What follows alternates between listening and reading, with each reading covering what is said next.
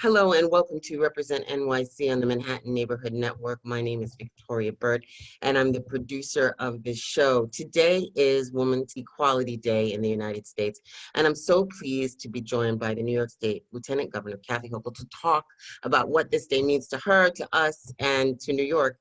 Hello and welcome. Thanks, Victoria. I appreciate you having me on this show. And I think this is an extraordinary day. It's a day for us to celebrate the long march toward women's equality that started in our own state in 1848 with some brave, incredibly audacious women who really stood up to the tides of their time. I mean, these were women, ordinary women. They came together in a place called Seneca Falls, and 300 of them gathered. Imagine 300 people getting together without having a Facebook page telling where to go and how to get there. Just think about that.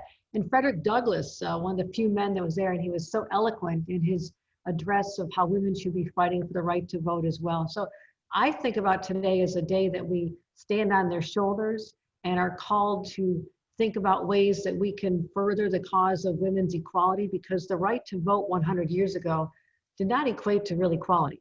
I think there's not a woman in this country who would think that the scales are tipped in balance the way they should be between the genders. It's just not happening. And for particularly women of color who had to wait even longer for a guaranteed right to vote, way beyond 1920. They had to wait for the Voting Rights Act of 1965. And they're never properly championed or recognized as the heroines of the story. So this morning I was in Central Park unveiling a statue with my great friend Gail Brewer, who fought for 7 years with Pam Elam and others who just wouldn't give up the fight, just like those early suffragettes. And Hillary Clinton joined us, and Carolyn Maloney, our great champion for women's rights in Washington.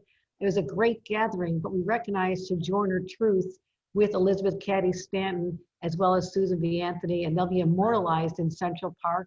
And then I had a chance to go up to Poughkeepsie and do another statue for Sojourner Truth, a woman who truly was persecuted for being a slave at one time and fighting for freedom for her family members, but then becoming a great suffragette. So what this means to me, it's a day to celebrate, but also wear the weight of responsibility on our shoulders that we have more to do as well.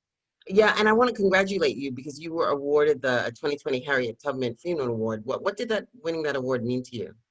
At a personal level, it was powerful to me and humbling, because ever since I was a little 8-year-old, I used to go to our public library. I just told this story at the Brooklyn Library a couple of days ago. And I used to go there and check out the book about Harriet Tubman because I thought she's so amazing, this little tiny person who was a conductor on the Underground Railroad. And I thought it was a real railroad at first, but it really wasn't.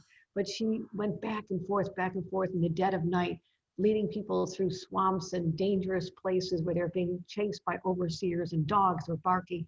And I just embraced that story as just true grit and determination. And to be honored in her name years later for my work on behalf of ensuring that we don't just talk about gender equality, but also the intersection of racial equality, and how, just imagine where we'd be today if there had been that intersection long before 2020, when we're having really a reckoning in our country, a recognition that there have been historic injustices perpetrated against Black Americans since Harriet Tubman's time.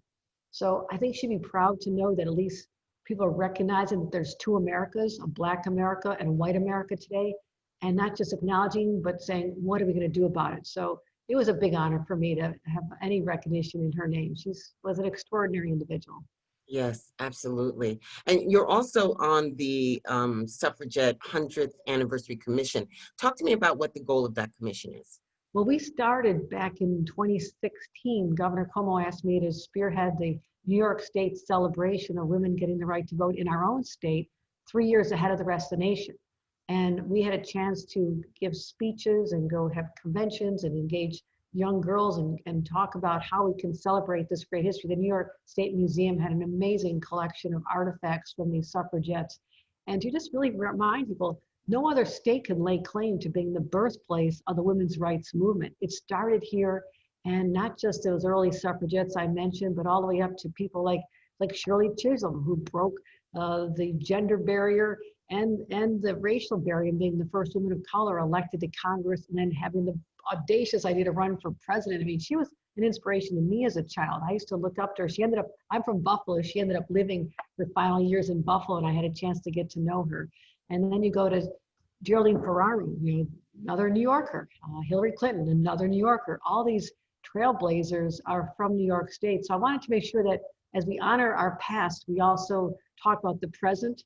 Have we done enough to encourage more women to run for office? I look at the city council in New York, and I think we've got a long way to go. I mean, my hometown of Buffalo has 0 women on the city council, 0 women in countywide office. And we've actually taken some steps back since I was an elected official, the only woman, and hasn't been replaced by one yet. So I'm encouraging women to run for office as part of this narrative about celebrating our history. But it all came together this year with this 100th anniversary celebration nationwide. And there'll be people gathering in Seneca Falls where it all began. And if it wasn't for the pandemic, we had a very different idea of how we would celebrate this. But it's not just about celebrating a day or a year, it's how you're living your life every single day. If you're an employer and you have the ability to bring in, lift up more women and people of color to correct these injustices from the past, or are you in a position to just thank someone who's on the front line? So many women are on the front line of this pandemic, and were so bold and courageous when they went into the line of fire just a few short months ago, putting their own lives in jeopardy. They, in my mind, carry on that spirit of resiliency from those early New Yorkers whose weight is on our shoulders now, and how we will honor them today by enacting policies and making sure that we remember them, but also how we leave this place better as well. What will our contributions be when people look back 100 years from now? And that's what I'm always questioning, and putting that question to other women as well. How do you think New York can be an example? I mean, are there some specific things? I know you've called for the passage of the Equal Rights Amendment, and are there other ways that specific, like New Yorkers, what could I do? Well, legislatively, we have done a great deal. Our administration is very sensitive to the role that we can play and make sure that we have issues like paid family leave. The most generous in the nation, predominantly affects women who take care of the kids. They have to take care of their parents and their grandparents so many times. Even paid sick leave. I mean, to think that other parts of the country, people who are sick during a pandemic had to show up to work or they didn't get any money. They had no paycheck. So we changed that as well. Recognizing that women, 2/3 of minimum wage workers in our country, in our state, are women, we increased the minimum wage to $15 an hour. So you didn't work 40 hours a week and live below the poverty line. This affects women and women of color more than anybody. So when we're changing these policies, we're actually lifting them up as well. So that's important, but also the pay disparity. We still have a wage gap between men and women, and different women of color, whether you're Hispanic or Black, indigenous peoples, they all have different wage gaps that are just unfair. There shouldn't be a single penny gap. But we've also recognized that the state has a role in this and in enforcing policies that don't allow this. MWBEs, we have the most generous program in America to ensure that there's more money in state set-asides for women and communities of color to make sure that they have that shot to make up for a lot of discrimination and just being passed over in the past to historic, traditional discrimination, systemic discrimination. And so there's a lot we can do on the policy side, but everybody should be asking in your workplace, if you're working in a place that's predominantly men, where are the women? And the fact is that the majority of human resources workers in this country, the larger companies, are women. They're the ones who know that someone's making less, a woman's making less than a man. They would know what their percentage of women are in their workforce. And they would also know whether their board of directors has enough representation for women. When you get more women in these positions, whether it's in the private sector or running for office, things start to change. And that's what lifts my spirits. The number of women who I serve in government with, Tish James, for example, I was the only woman in statewide office.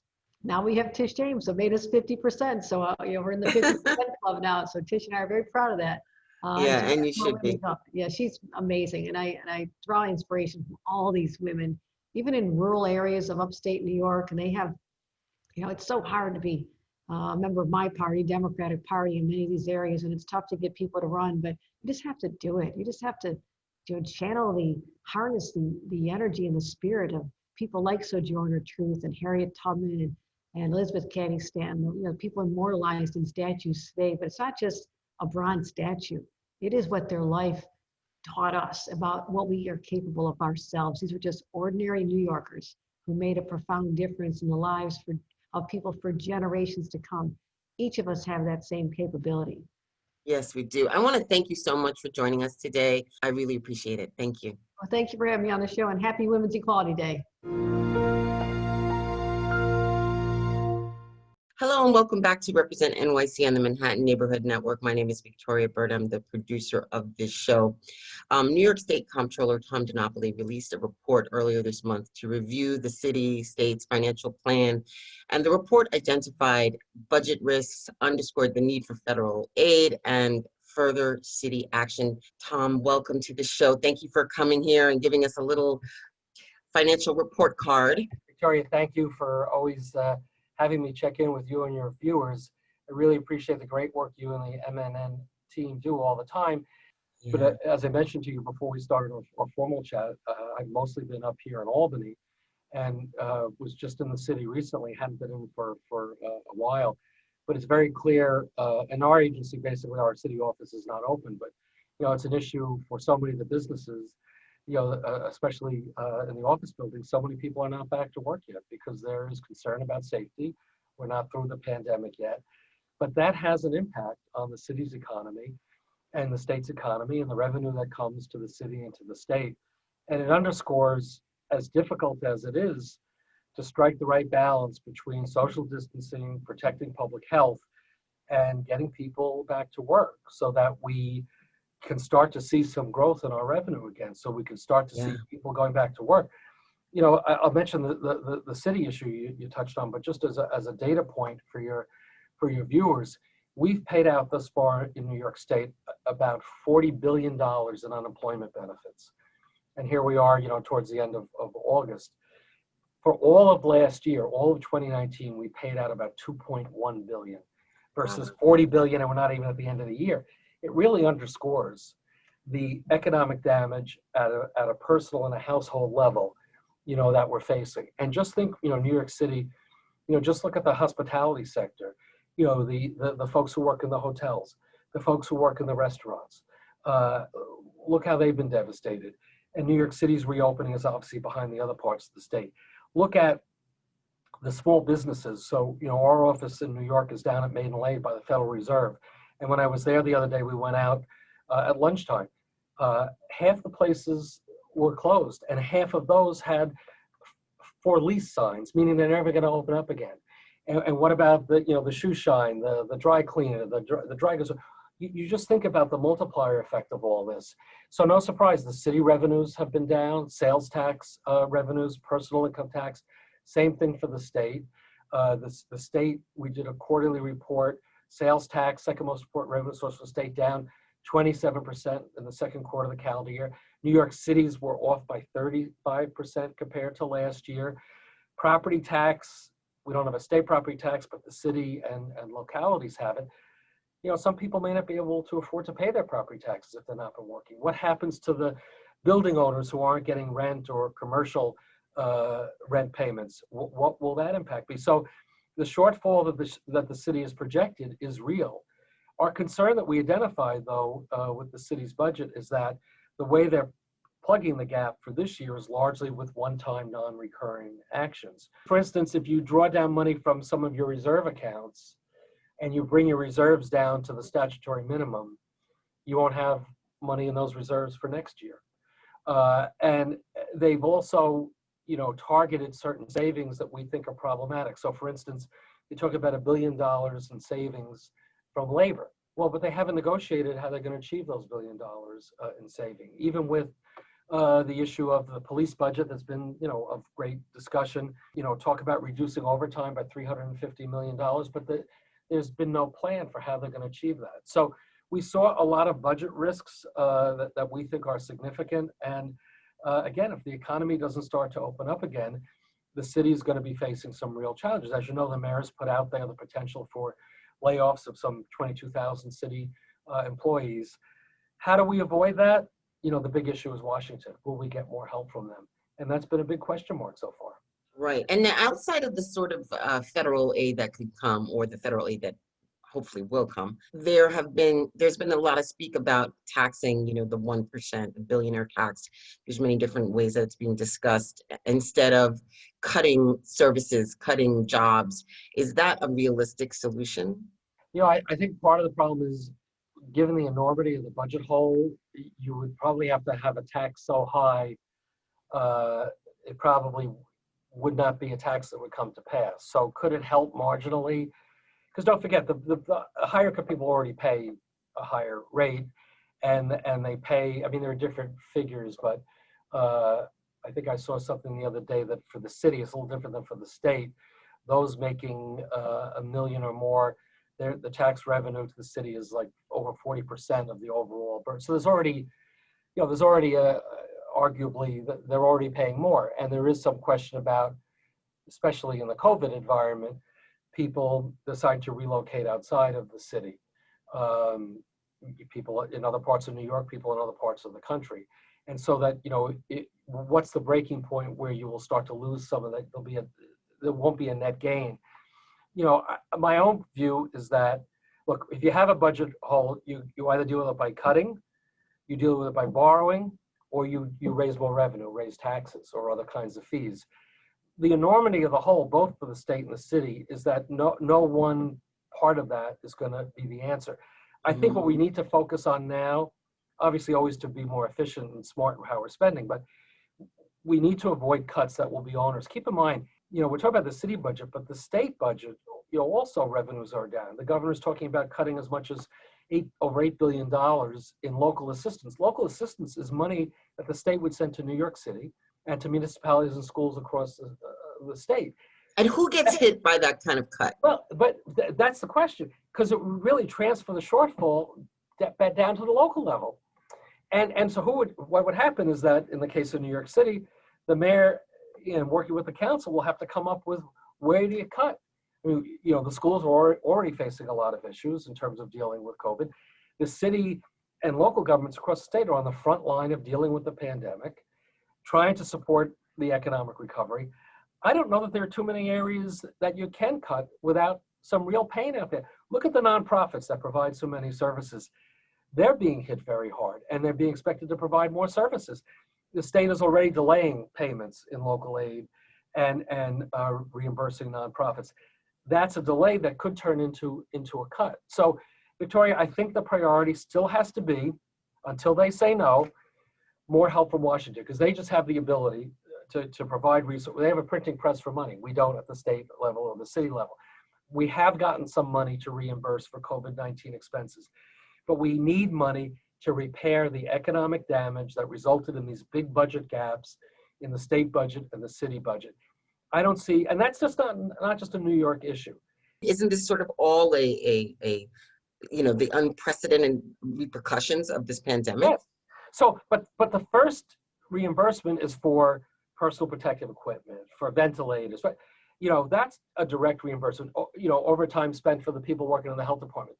And they've given us money for that, testing and so on. But it's what you just asked. It's the collateral damage of the public health crisis, the economy put on hold and slowly reopening, the loss in revenue, what that's meant. A topic I'm sure you were going to get to, MTA. Look at the devastation there. Was it 90% drop off in ridership on the subways at the peak of this? The trains, the commuter lines were like 75%. They've recovered somewhat, but they're, nowhere near. That's the prime, source of revenue for the MTA. So, Pat Foy has identified a shortfall over the next couple of years of something like $12 billion. How do you make that up? Are you gonna raise fares beyond what's already scheduled? Are you gonna cut back on service? I think he said the doomsday scenario is a 40% cut in service on the subways and the rail lines. How do you bring the economy back if people can't get to work? Right. Or if they can't afford to take the trains or the subways anymore? I hate to sound like a broken record, but we've got to get back to Washington providing more help. Will we get everything we've asked for and Governor Cuomo's asked for? Maybe not, but they can't give us a big zero because I don't know how we cut our way, borrow our way, or tax our way out of it without more federal help. I'm actually an optimist that we will get more federal help. It should have happened sooner than today. It hasn't happened today. It's got to happen tomorrow. How did the DHS respond to your audit? I know that you found some significant problems in the homeless in the shelter systems in New York. Talk to us a little bit about that. So, I mean, we looked at some of their capital projects and what they needed to do to keep the shelters in good repair. The homeless question is an ongoing concern and a priority on many levels. But certainly if we want to have people feel comfortable in the shelters, they need to be safe, living conditions. And, what we found are too many situations where DHS, had inadequate plans that were delayed, cost overruns, no appropriate oversight for the contract work that was happening. As often happens with agencies, they'll say that, we're aware and we'll make improvements. I guess the good news is, they seem to be aware of the problem and they appear to be taking our recommendations seriously. But, these are not new issues. These are issues that have been out there. And given, the concern for homeless right now, the numbers seeming to go up or at least not going down, we've really got to make sure that the shelters are going to be safe enough that when someone is approached on the street to say, you need to be, in a shelter, or now that they're talking about moving some of the folks out of the hotels that they've been in back into a shelter, if you're an individual, if you feel you can't be in a safe living condition, why would you go there? So I'm hoping that they will, in fact, embrace our recommendations and really tighten up their operations so that the way they manage their capital improvements for the shelters, in fact, will be efficient, will be timely, and provide the kind of security so the homeless family won't feel unsafe in a shelter. And it's also, if we look 6 months down the road, not that we have a crystal ball, but, we can assume that there might be a new homeless, in a sense, that people are losing their apartments, people can't pay their rents, people can't pay their mortgage. So, I mean, this is actually tied very deeply to what's happening right now, the state of how New York handles its homeless population. Victoria, I think you're making an important point. We're looking at the crisis we're in right now, but I think what's most concerning to me is that there's no light at the end of the tunnel right now. And I think you're absolutely right. You could see a bad situation getting worse. I mean, obviously the first imperative is to have that vaccine, right? Because then people will feel safe and secure, more likely to go back to work or go on a train or back to an office building or go out and spend money in a restaurant. But until that happens, you could easily see situations getting worse. And if in fact we have to absorb these huge budget shortfalls and they translate into budget cuts, essential services being hurt, people not going back to work, yeah. More homeless, absolutely. Issue of safety in the streets, what will that mean? We obviously have a lot of issues there that, continue to be percolating. Look, there's been a lot of talk about, New York, will it survive, giving up on New York. I'm in the camp that says New York, in fact, will get through it. We've gotten through a lot of tough circumstances before. But this is starting to really grip us in a way that, we should all really be very, very concerned. And you do have that disconnect with Wall Street lately seeming to do pretty well while Main Street is suffering so much. Mm-hmm. So I do think, I don't want to say like we're running on fumes for how strong we were in the beginning of the year, but there is still, I think, some of that. Look, the growth of the tech sector is an example in terms of the city's economy. Many of those folks may not be working in their office building in Manhattan, but they're still working because with technology they can work remotely. So I still think there are some opportunities there for resilience. And I do think all the things that make New York City great, as long as we can keep the reopening and do it safely, as long as the vaccine will be in the not too distant future, that will all come back.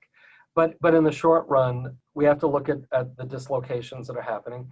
We have to confront the social justice agenda. What's come out, in the aftermath of George Floyd's killing is forcing serious conversations. I mean, just look at the results of the pandemic. Probably no one should have been surprised that disadvantaged communities of color, lower communities were hit harder in terms of the healthcare outcomes, And can I also say that their jobs were the jobs that went away the quickest, right? Yes.